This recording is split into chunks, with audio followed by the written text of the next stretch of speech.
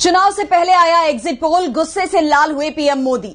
मंच पर ही पीएम खो रहे हैं आपा, छूटता दिख रहा है सत्ता का साथ। विपक्ष ने सरकार गठबंधन को लेकर शुरू की तैयारियां।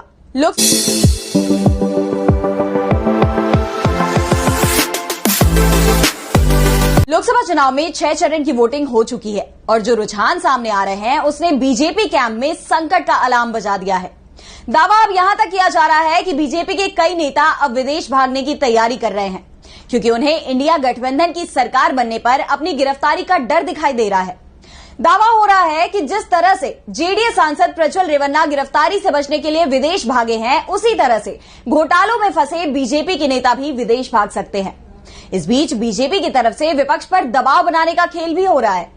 पीएम मोदी मद से ही धमकी दे रहे हैं। वैसे विपक्ष के नेताओं के खिलाफ उनकी जुबान इस बार कुछ ज्यादा ही तीखी हो चुकी है, लेकिन अब इसमें धमकी वाला अंदाज भी आ गया है। चेहरे पर गुस्सा साफ साफ दिखाई दे रहा है।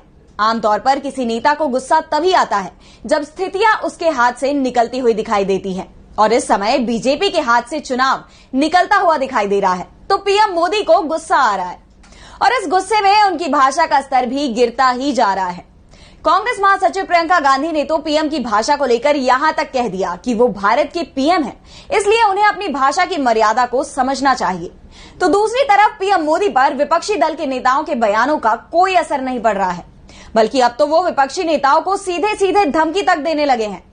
बिहार में तो उन्होंने दावा कर दिया कि लोकसभा चुनावों के बाद विपक्षी दलों के कई नेता जेल में होंगे।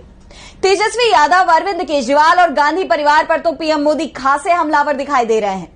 दरअसल 6वें चरण की वोटिंग के बाद से ही जो फीडबैक मिल रहे हैं, राजनीतिक दल जो सर्वे करा रहे हैं और निजी एजेंसियां जिनकी सेवाएं पार्टियों ने ले रखी हैं, उनकी जो रिपोर्ट सामने आ रही है उसने बीजेपी की चिंता को बढ़ा दिया है।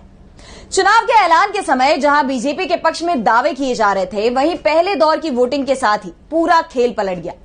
बीजेपी हर फेज की वोटिंग के बाद सत्ता की दौड़ से पिछड़ती चली गई और अब जो रुझान आ रहे हैं उसमें साफ हो रहा है कि बीजेपी इस बार इंडिया गठबंधन के हाथों बुरी तरह से हार रही है और इसका असर अब इंडिया गठबंधन के नेताओं पर भी दिखाई देने लगा है।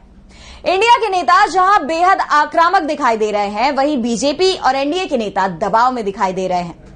शुरुआत में 400 सीटों का दावा करने वाले बीजेपी नेता अब 272 सीटों को लेकर भी दावेदारी करने से बच रहे हैं। तो दूसरी तरफ कांग्रेस अध्यक्ष मल्लिकार्जुन खड़गे ने तो दावा कर दिया कि अकेले कांग्रेस ही 272 सीटों के पार जा रही है।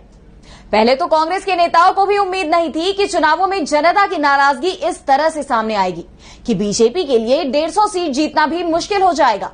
लेकिन पहले दौर की वोटिंग के बाद से ही पूरा चुनाव पलट चुका है।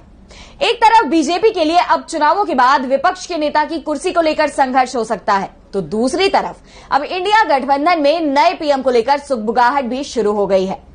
कांग्रेस सांसद शशि थरूर ने दावा किया है कि 4 जून को चुनाव परिणाम सामने आएंगे और ये तय है कि इंडिया गठबंधन को बहुमत मिलेगा।